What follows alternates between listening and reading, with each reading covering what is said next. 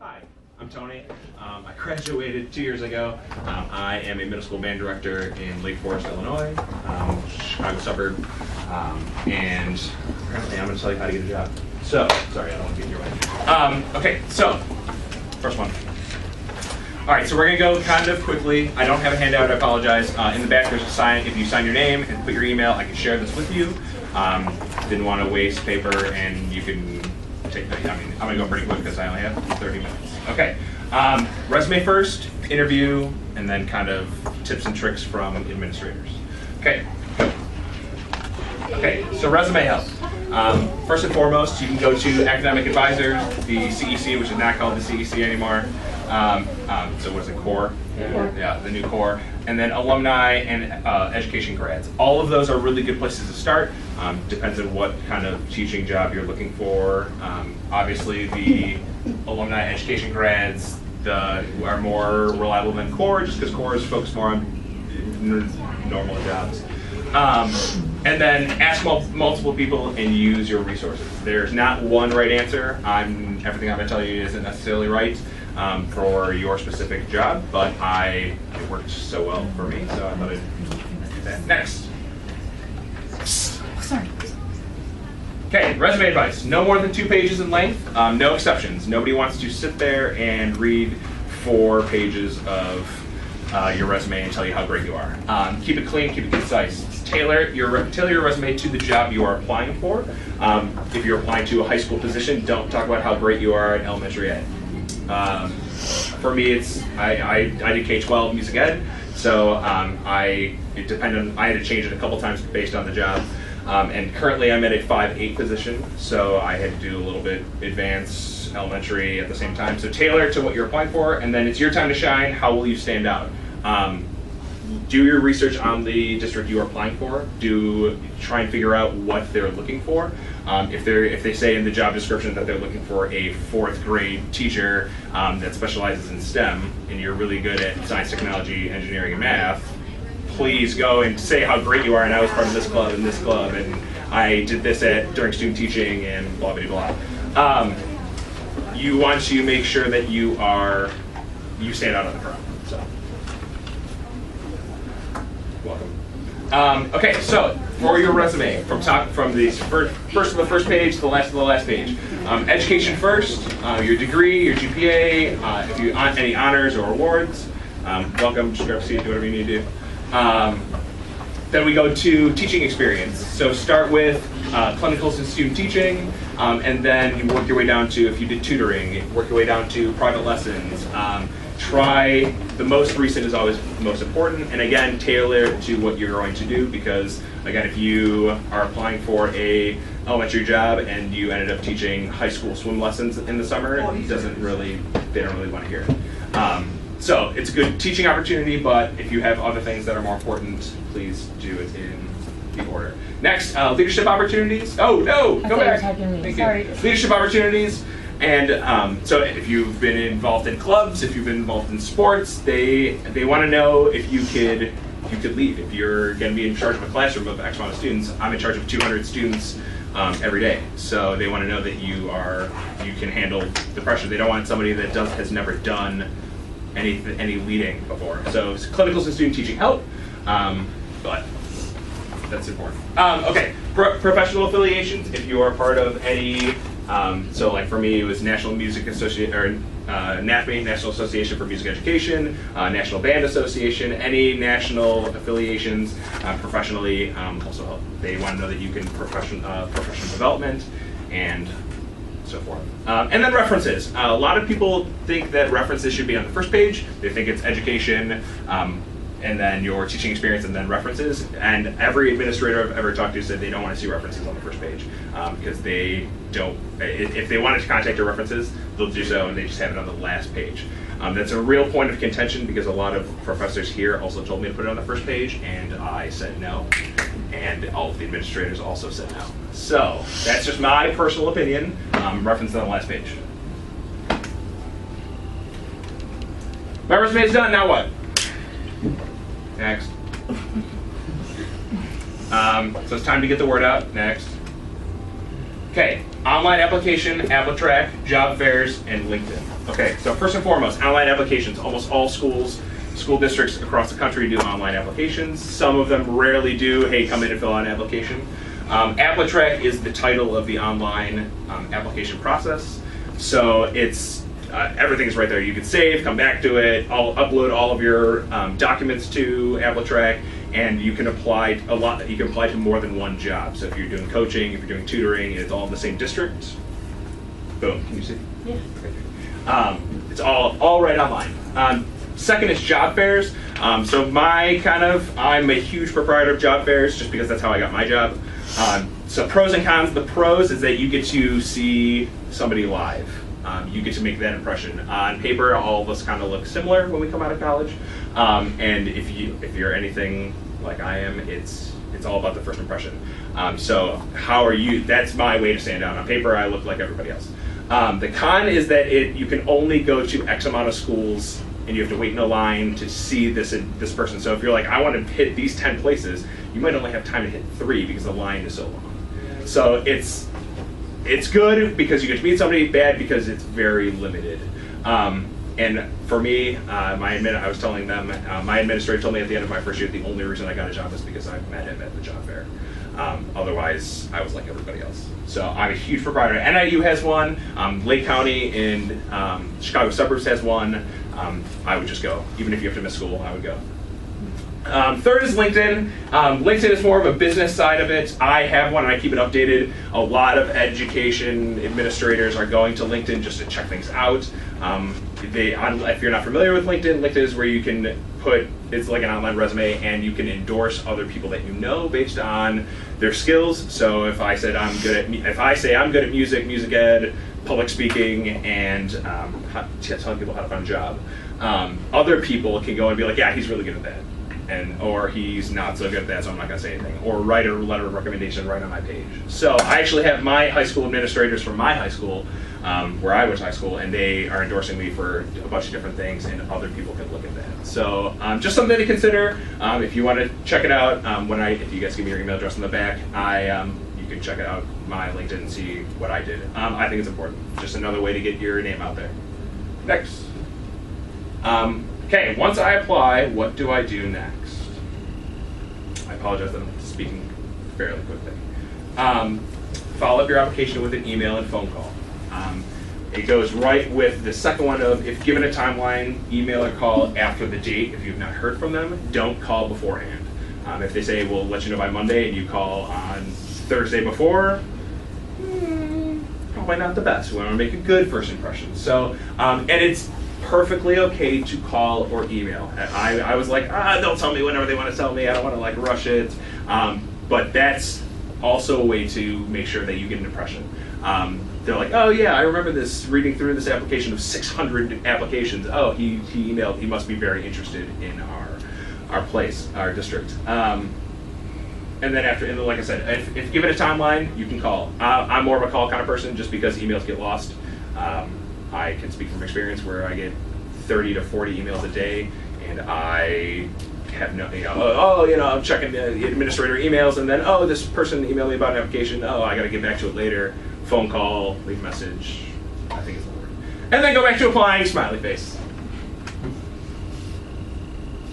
Okay, I got the interview. How should I prepare? Some people just got back from Alex's interview, like during the interview process, so this might be repetitive, but these are all interview tips and possible interview topics that I got from my administrators, family members that are administrators.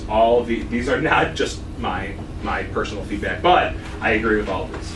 Interview tips. Number 1, always be professional. Start and end with a handshake. Don't come in with your Saturday morning clothes and try and make a good impression. They want to know that you're very professional and that you're personable, so it's something that you want to, that first 30 seconds is how you're going to start your first interaction. Number 2 is talk clear and precise. Try not to ramble like I am doing right now. Talk clear. Think about you could ask, if somebody asks you a question and you say, can you give me a second to think about it? They would rather have you do that than you answer something on the spot that you are just kind of rambling to try and find an answer. Number 3, make sure your answers put the student first. Remember, every student can learn, and you are responsible for that. Always It's always student-centered, always, always, always, always. They ask you a question about your teaching style, bring it back to the students. They want to know what you're going to do for the students, not necessarily just for the district. I cannot say enough that every student can learn, and that we all know that, we take it for granted, but you have to have all of your answers focused around that. Number 4 is avoid answers that begin with "I would do this" and "I would do that." You might get to those kinds of answers, but don't lead with that. Always start with something that you've done before. So if you say, if the question is, what is your behavior management system? And don't be like, well, I would do this if the students blah, blah, blah. You go, during my student teaching or during my clinicals, I was able to do a variety of different things because we had 30 kids from Farmtown, Iowa, and they reacted to blank. If you go to, in this community, I would change it because I'm in a different population, awesome. But always start with things that you've done before. Number 5, always give answers that are proactive, not reactive. Again, in a scenario, if they give you a scenario, you can go with the "I would do this" or "I've done this," but you want to be ahead of the game. You don't want to say, okay, a kid's going to throw something across the room, then you're going to react. How are you going to get it so that he doesn't have the opportunity to throw something across the room? Easier said than done, obviously. It comes with experience. It comes with trying to ask other people what to do, but always be proactive. Those kinds of questions are a little more difficult, so I always ask, hey, can I have a second to think about it? Just because I don't want to ramble on. And then possible interview topics. Number 1, how would you relate to the students, parents, or coworkers? Number 2, how would you create rapport with your students? I forget the rapport. How would you create rapport with your students? How would you build relationships? How would you relate to them? Very important, and that question was asked every time I got an interview. Number 3, building positive relationships. So how, again, goes with 1 and 2.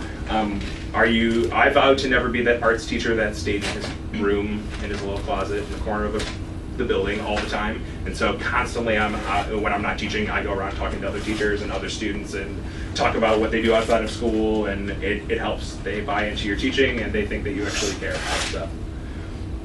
Number 4, how would you facilitate learning in your classroom?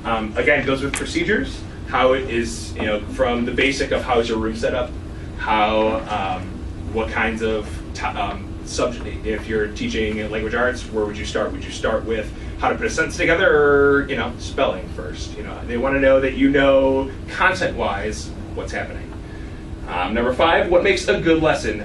GANAG is goals, objectives, access prior knowledge, new info, applying thinking skills, and goal review.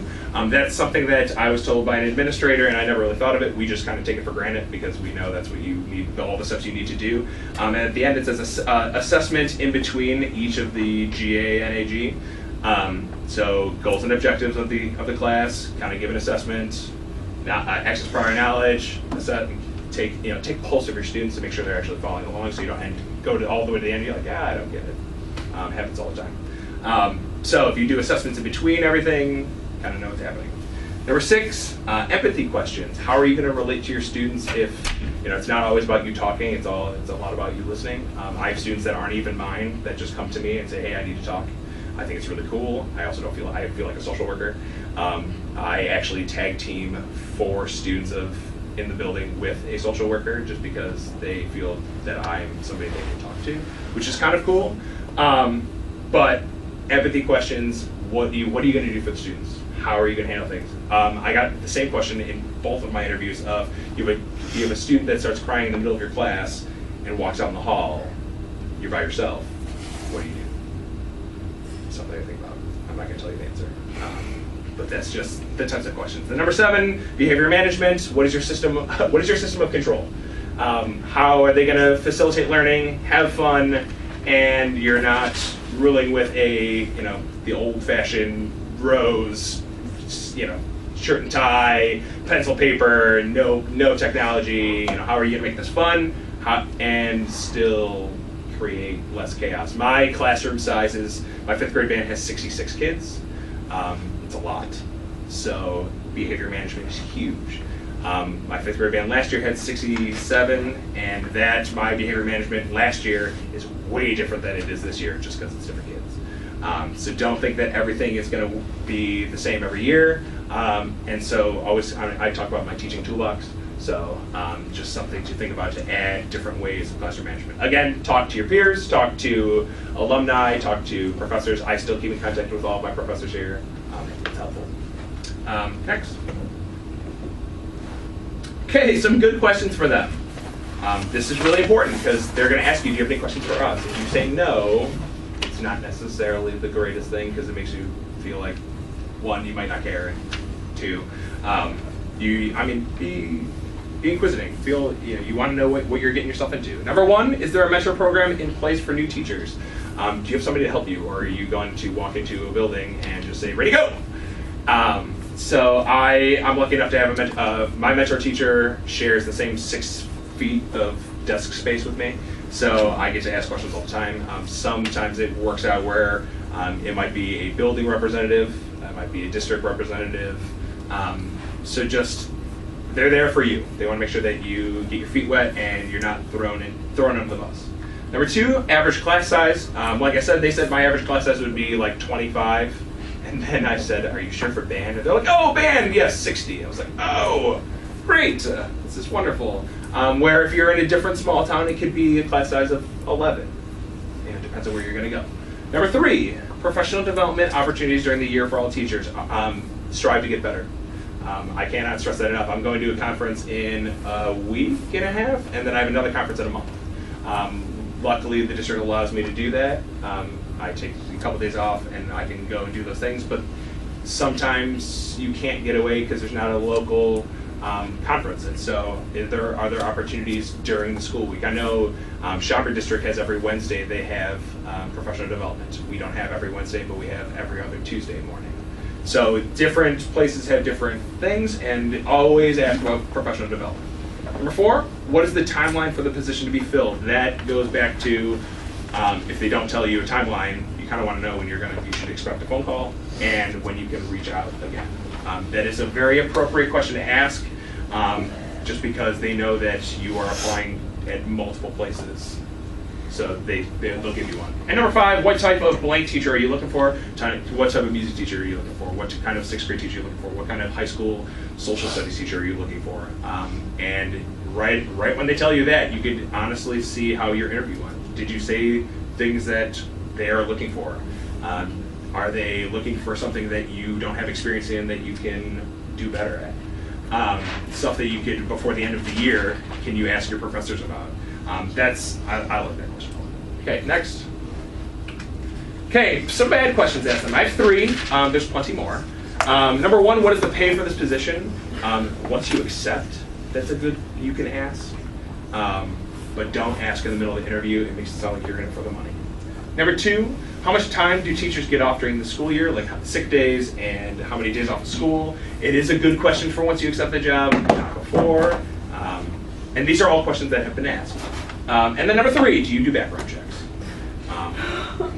That one night in college that you got arrested, if you want to know if that's going to affect your job, don't ask, do you do a background check? That just makes it sound terrible. Okay, there are many, many other bad questions. Those are just a few. So these are the tips from my administrators. I'm in a unique situation where I have a 5-6 school and a 7-8 school that have 2 principals, 2 assistant principals, 2 deans, 2 everything that are connected in one building. And so these are all from them. Number 1 is apply everywhere. Don't limit yourself. Charter, private, public, rural, urban, in-state, out-of-state. Don't be afraid of urban schools. Urban schools show resilience, and they show management, engagement, communication, administrative support. They want, this is from one of my administrator, she was very adamant and said, apply everywhere. Don't be that suburban kid that says, I'm only going to accept a job in the suburbs, and if I don't get a suburban job, I will wait until there's an opening. Get experience, get out there, do what you need to do, and apply everywhere. Number 2, any experience is huge. TA, part-time, tutoring, coaching, you just need to get your foot in the door any way you can. 3 of my close friends that I teach with currently all started as TAs last year, and they all got full-time jobs this year. Does that happen every single time? No. Does it help? Yes. They know who you are, they know what you do, they check up on you anyway. That's a good way to do it. Number 3, the more certifications, the more doors open. Again, you need to get that foot in the door. That does not necessarily mean get more degrees. Once you graduate with once you graduate undergrad, don't necessarily go and get your master's right away because that could limit the job because they have to pay you more. Some districts can't afford that.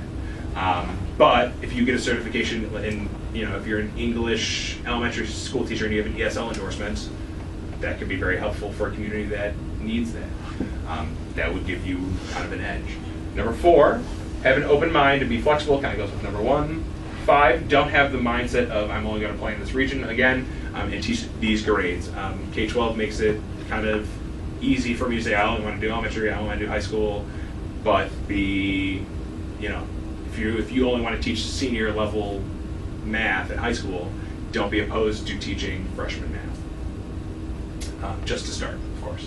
Number 6, ask and write down the names of the people who interview you. This way you can reach out with an email or phone call later on. During that initial handshake, hey, I'm Tony, nice to meet you, and they say, hi, I'm Ben, I'm the choir director, and then go online, check their email, and then shoot me. They love that you introduce yourself. They love caring about who's going to be in your interview process. The more people involved in your interview process, the better the job. That kind of freaked me out because I was like, I don't, and they told me that afterwards, and they said, how many interviews were in your other interview that I had at Schaumburg? And I said 2, and for them, they had 6. And it's a very different environment, and it just shows that they're taking the time of seeing who they're going to hire. That's the truth. So if you get to a place that has just you and the principal, don't say no, but see if you meet anybody else and see if you can talk to any other teachers that can get a mindset. Next. So my journey. So the first thing, I went to the Lake County Job Fair, like I said. I talked with 4 administrators, both high school and middle school. I never thought I would be a middle school band director, and so far so good. And so I went to this job fair, and I had a 10-minute speed dating interview, and you stand in this long line for each and every one, and then you basically sit down. Hi, I'm Tony. Hi, I'm Tom. Sit down, go. And you just they talk about yourself. They ask you questions. What have you done? And then that's it. After the 10 minutes, that's your basic 10-minute interview, and then they can ask you back. They can do a bunch of other things. I was actually lucky where they asked me to come back. I filled out an online application after that. And then I got called in for my second interview, which was a teacher panel of 6, all of the music teachers in the building, orchestra, choir, band, general music, and it was both general education questions and content questions. They want to know that you know your stuff and that you know general education requirements. And then my fourth one was the third interview, and that was the crazy one of teach your potential students. I had a 3-hour teaching interview where I taught 3 different things, and there was no lesson plan, and I didn't know what I was doing until the day of. And they said every candidate was going to do that. And so they told me there were 6 candidates. And so you start the day at 8:35, 6th grade jazz band, 4 kids showed up. There was supposed to be 10. 4 of them showed up, and it was like the weirdest instruments I've ever seen in my entire life, and you just run with it. What if, just based on stuff that I knew what to do, and based on what they were doing. And then the next one was a 6th grade clarinet lesson, small group, part of my job. And then how do I interact with these kids for 40 minutes? Each one is 40 minutes. How am I going to do my job? And the third one was 8th grade concert band. Those kids I would not end up seeing the following year, so they were helping select. And after each one, they asked me to step out and ask the kids, what do you think? So totally on the fly. I'm not saying every interview is going to be like that. My Schaumburg one, I only had 1 teaching class, and it was a kindergarten teaching and general music, and they didn't have a kindergarten program. So they were just throwing me in and say, hey, we're thinking about doing a kindergarten teaching job. Ready to go. And I didn't know until after I taught them. They're like, oh, this kid's never had music before. I was like, what? So be prepared. It's not the end of the world. It did freak me out that I didn't know what I was going to be teaching, but do what you do best. We're all good teachers, and I felt really prepared, and I got 2 job offers. And so it's, if you show what you can do and show you that you can manage and have fun and care about your students, it'll be a breeze. And then number 5 is the decision. Okay, so start applying now if you haven't done so already. I only, last year there was someone that went before me and said she applied to 80 places. I applied to 10. So it depends on how dedicated you are. AppleTrack makes it very easy to do online applications, just because I pulled up a Word document and did common questions, and so I just kind of copy and pasted a bunch of the same answers to a bunch of different things, so you don't have to do it more than once. If you have questions, please feel free to contact me. Again, if you write down your email address on the back of the sheet of paper, that you can put your name, put your email address. I can share this with you. Don't hesitate to ask. I got a lot of questions after my presentation last year, and a lot of those people got jobs. So good luck. I'm going to be here for a while, so if you have questions, let me know. Otherwise, thanks for coming, and good to go.